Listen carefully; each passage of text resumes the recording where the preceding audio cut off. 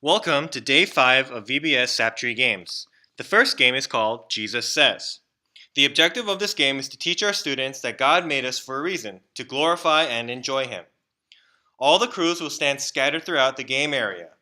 Each round, the game master will say, Jesus says, followed by one of the following commands. The first command is, praise God.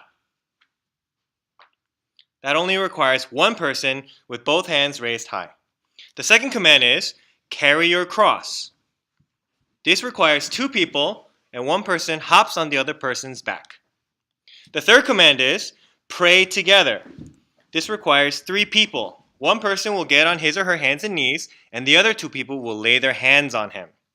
The fourth command is, go to church.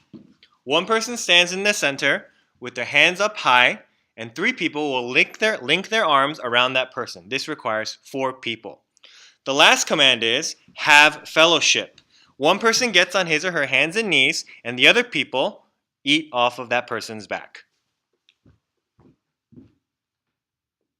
If you are unable to do the command that is called, then you are out, and you will sit in the out zone, which will be designated with cones.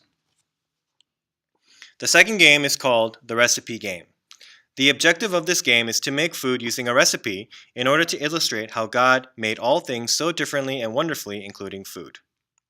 This game is very similar to categories tag, in which there are taggers in the center, and crew members will start at one end and try to run across to the opposite end without getting tagged.